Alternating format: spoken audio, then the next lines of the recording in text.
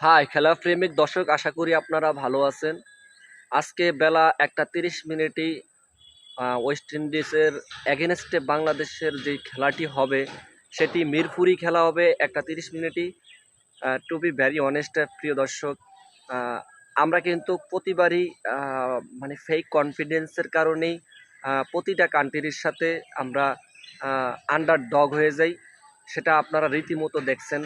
তো আমাদের যে পিচটা ড্রেন সামি যে নিউজ করছিল যে এরকম পিচ কখনো দেখে নাই, এবং কি উপমহাদেশে খেলছে ঠিকই, কিন্তু এই যে বাংলাদেশের গতকালকে যে পিচগুলো দেখছিল ড্রেন সামি পার্সোনালি, তিনিও এরকম পিচ কখনোই দেখে নাই।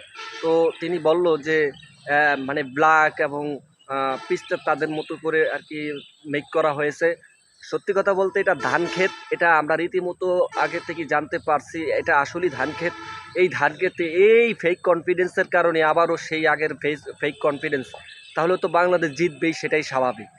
মিরপুর স্টেডিয়ামে কিন্তু অনেক নজির আছে, আফ্রিকার মতন দল, অস্ট্রেলিয়ার মতন দল, ইন্ডিয়ার মতন দল, এবং কি নিউজিল্যান্ডের মতন দল পরাস্ত হয়েছে। ওয়েস্ট ইন্ডিজ তো ডাজেন্ট ম্যাটার। তো যত বড় টিম হোক না কেন পৃথিবীর, এই যে মিরপুরে আসলে পরাজিত হয় কারণ নিজেদের মতন করে পিচ মেক করা হয়, পিচ স্লো পিচ করা হয়। এইগুলা আসলে আমরা রীতিমতো দেখছি যত খেলা, এই এরকম ফেক আর কি কনফিডেন্স সাথে আমরা বিভিন্ন রাষ্ট্রের সাথে আর কি টক্কর দিই। আসলে এটা একবারে সম্পূর্ণ একটা ফোকাস, এবং এটা আসলে ঠিক হয়নি। আমি মনে করি আজকে বাংলাদেশ উইন হবে ঠিক, কিন্তু এই ধরনের পিচে খেলাটা বাংলাদেশের জন্য শোভা পাবে না।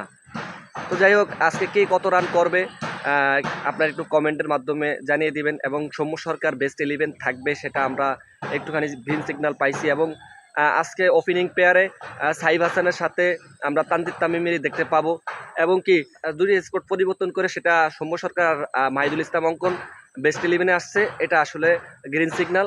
আর best of luck team tiger. আসলে বাংলাদেশের সাপোর্ট করতে হবে এই সময়, আর কিছু করার নেই।